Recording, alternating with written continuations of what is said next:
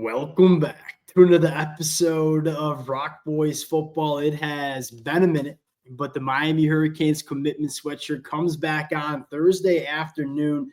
Four-star wide receiver Samarian Wingo committing to Miami. Now, go back a couple of months to the spring period. We talked a lot about this kid being one of the bigger targets for Miami at the wide receiver position. Now, it was kind of radio silence. It was kind of a foregone conclusion that Miami was not really pursuing him over the last couple of weeks. And then just in classic freaking Mario Cristobal fashion, out of absolutely nowhere, it started about yesterday afternoon, Miami surging in this recruitment. They end up getting it done. I'm a big fan of Samarian Wingo. Number one, I think he fits I think he fits well with the other wide receivers Miami has committed in the 2026 cycle. We'll get into that a little bit later. The thing I love most about this cat is this is a well-rounded wide receiver that does a lot of different things at a high level. You love the athletic profile, right? 6'2", 180, legitimate hooper, nice track and field times, but he also pairs that athletic profile up with proven production at the high school ranks, caught for over 1,000 yards during his junior year. Not really a thing that Samarian Wingo does not do at a very high level. Now, might not be that elite trait we can point to right now. 6'2", he's a bigger wide receiver, but he's not the biggest in the class. He's a fast wide receiver, but he's not the fastest in the class. Look, I'll take well-rounded wide receivers all day of the week in an era where I feel like we talk about so many wide receivers as these one-trick ponies, where they might have an elite aspect about them, whether it's size, whether it's speed. They don't do a lot of things really well. Samarian Wingo does. And I think that's going to separate him over the next couple of years for Miami. The second thing I want to do before we get into a little bit more of Samarian Wingo and talk about where Miami is as it pertains to the recruiting trail, I want to take a step back and just recognize the work that Mario Cristobal has done. I'm in the comment section with you guys. I'm on Twitter with many of y'all. I'm on the message boards with y'all. And I see some frustration from some Miami fans. And look, I ain't going to get up here and say that everything is smooth sailing for Miami. Like, I still think there are things that need to be addressed within this program that we'll get into. But let's just take a step back and say, hey, where does this program sit going into the 2025 year under Mario Cristobal? I mean, you just won 10 football games in 2024. You produced the number one overall draft pick. You have a top 10 class going into the fall in 2026. You just signed a top 3 transfer portal class in the country. I would argue that this is a top 10 roster in the country going into the 2025 season. We're in a good spot. It ain't perfect, but it's going in the right direction is probably the argument that I would most make. Now, I want to get more into Samarian Wingo, talk about where Miami goes on the recruiting trail from here. Before we do, and as always, to the Miami fans, appreciate you guys. And it's been a roller coaster talking this program in the summer on the recruiting trail. There have been some freaking highs. There's been some lows.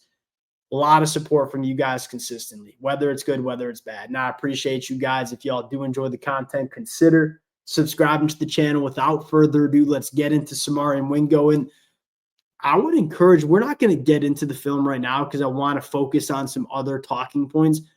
I would encourage Miami fans to watch the duration of his junior year cut-up, where, look, the first 2.5 minutes is just a big body that's working vertically down the field. This kid is a legitimate vertical pass-catching threat. But as you get more into some of the junior year stuff, you see him sink his hips, and you see him run some clean routes. You see him create some separation. This is not this one-trick pony, big body, fast wide receiver that can only run in a straight line. I think there's a lot more value that Samarian Wingo can offer, which is not how we talk about a lot of these wide receivers coming out of high school. Go look at the best wide receivers in the sport. A lot of them are fast, but they're not the fastest. A lot of them are big, but they're not the biggest. It's about the wide receivers that are well-rounded. It's about the wide receivers that can run every single route in the route tree.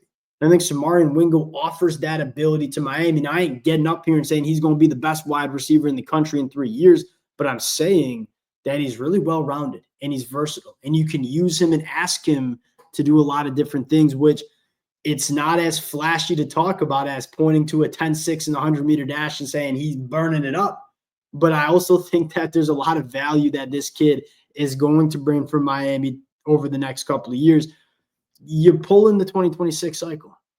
I'm a fan of the 3 wide receivers. And look, I don't think they're going to give up on Tristan Keys. I think that's a guy that Mario Cristobal wants to add to the class.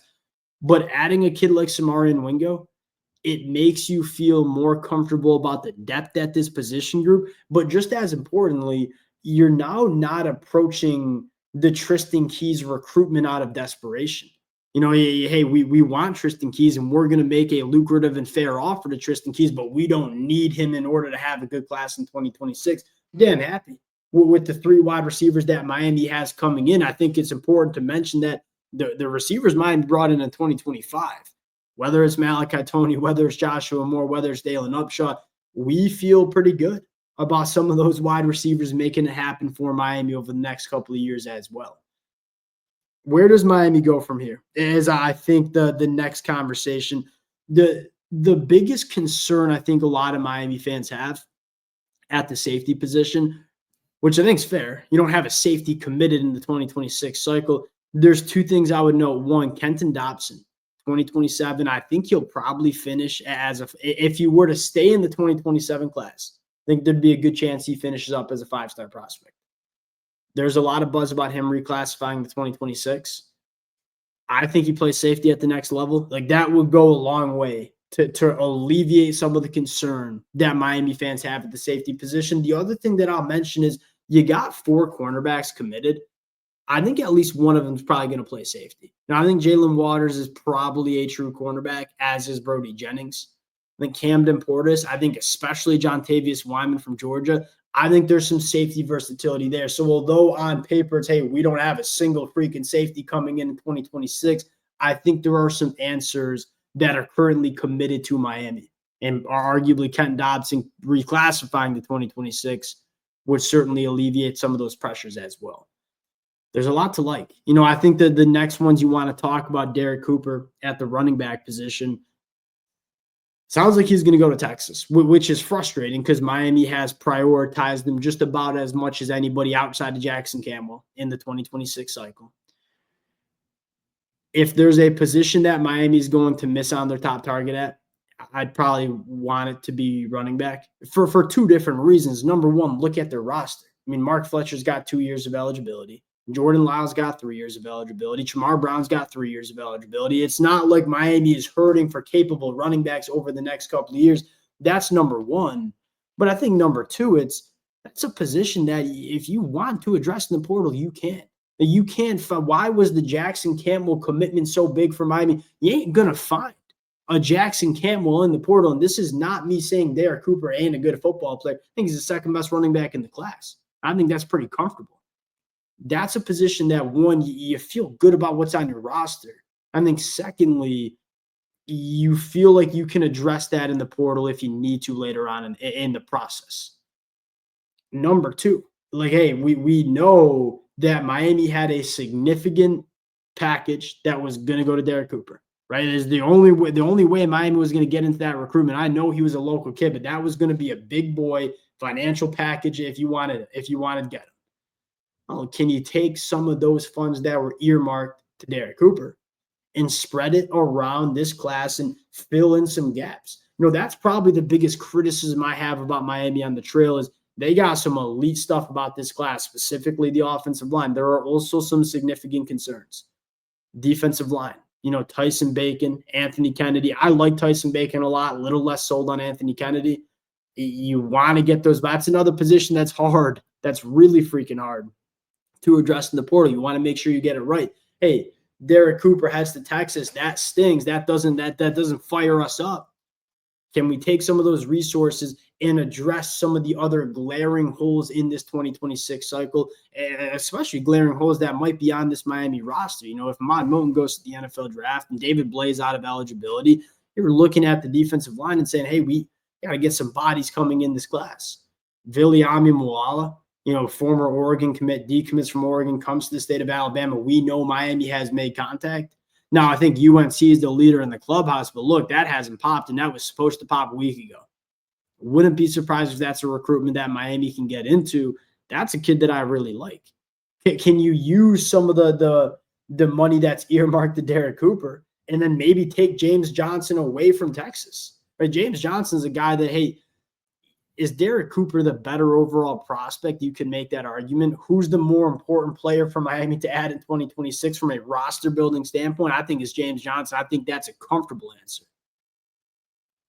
All that to say, look, if Derek Cooper goes to Texas, it stings. If Derek Cooper commits to Miami, this sucker's coming on and we go and celebrate.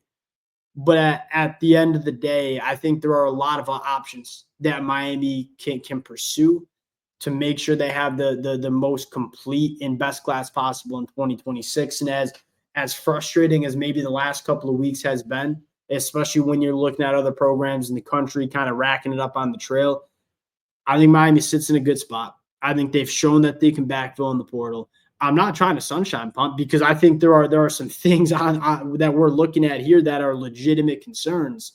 But I do think on aggregate, I think Mario Cristobal is doing a really good job. And again, you look up going into 2025 and say that this is arguably a top 10 roster in the country. And that's the whole goal of recruiting. You know, whether you do it at the high school ranks, whether you do it in the portal, I don't really care. I think you have to prioritize high school recruiting. I've always believed that. But look, if you're just spitting out top 10 rosters in the country, it's the whole goal. And I think Miami has that going into 2025. And I think there's a very good chance they have that going into 2026 as well. Close it out there. Appreciate you guys rocking with it again. It has been a blast, going to continue to be a blast as we roll into fall camp. If y'all do enjoy the content, consider subscribing to the channel. We're going to talk to y'all later.